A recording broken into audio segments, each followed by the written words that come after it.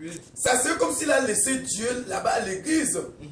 Donc pour ceux-là, il faut qu'ils restent à l'église. C'est-à-dire ils servent encore à la manière de Aaron et Moïse. Parce que ceux-là étaient un seul pour Dieu. Voilà les vrais plein temps. Ils étaient un seul pour Dieu. Mais quand Jésus vient, il fait de nous un royaume des sacrificateurs. Que tu sois à la cuisine, un véritable enfant de Dieu, tu es en plein temps. Oui. Tu es toujours au service. Même quand tu dors, tu es toujours dans le ministère. Est-ce que nous comprenons? Oui. Donc, quand nous condamnons ce genre de plein temps, on dit que le pasteur ne doit rien faire. Mon frère, regarde toi-même. Un enfant de 18 ans, il dit que Dieu l'a appelé. Il se taille un bureau, il reste là. Et ce sont les vieilles mamans de 95 ans, 98 ans, qui vont aller se battre pour venir le nous. C'est pour ça que quand même ces mamans donnent de l'argent, et ils simplifient. Parce qu'ils ne connaissent pas comment on souffre pour l'obtenir, pour avoir. Ils ne connaissent pas comment l'ampoule peut pousser sur la main de quelqu'un. Ou bien comment un couteau peut te blesser en lavant les assiettes, en préparant, ou bien en travaillant dans un garage, dans un hectare que tu as taillé quelque part. Il ne connaît pas ça. Donc il est là. C'est même les autres, les anciens, les conseillers qui l'aident à porter sa Bible. Hein. Il est encore jeune, il a 18 ans. Il n'a plus la force pour porter sa Bible, mon frère. Quand il sera vieux, il va faire alors quoi? On fait comment? Donc, en vérité, il n'y a pas de temps mort. Ceux qui ont le temps mort, c'est ceux-là que quand ils sont à l'église, ils sont pieux. Ils servent Dieu de tout leur cœur. Mais quand ils quittent l'église, ils se retrouvent ailleurs, dans un marché ou au quartier.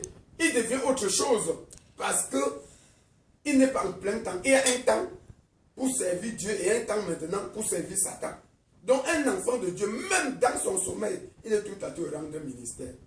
Parce que Dieu est le premier travailleur.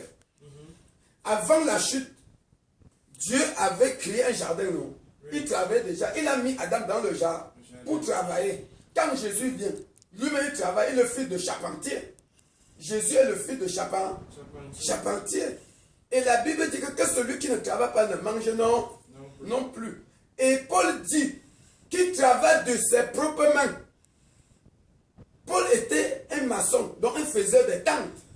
N'est-ce pas? Oui. Et comment quelqu'un te dit aujourd'hui qu'il ne va pas travailler? Et tout chrétien, tout sacrificateur est en plein temps. À tout moment, il n'y a pas un temps mort pour lui. Parce qu'il n'a plus de vie. Il avait vendu sa vie et Jésus l'a arraché. Il appartient entièrement à Christ. Ce n'est plus les affaires des autres. Ça concerne les pasteurs, ça concerne les têtes. Même si tu es un pasteur puissant, jusqu'à ton nombre guéri, n'est-ce pas? Oui. Pour ceux qui se têtent des bureaux, tu n'es qu'une partie du corps. Tu as seulement reçu. Tu as seulement reçu. Tu n'es qu'un serviteur inutile. Parlons ainsi. C'est quand tu te notes 0 que Dieu met 1 devant pour que tu aies 10, non? Si tu mets 2 euros, Dieu met 1 devant, tu as 100. C'est quand tu t'abaisses que Dieu t'aide. Donc, si tu es un super pasteur, comme ils disent aujourd'hui, super apôtre, super prophète, super docteur, super évangéliste, super pasteur, tu n'es qu'une partie du corps. Parce que le corps est grand. Bon, si je suis la tête, je dis que je suis Diallo. Quand je tends ma main, les gens tombent, les gens sont guéris, ils sont restaurés, tout ça.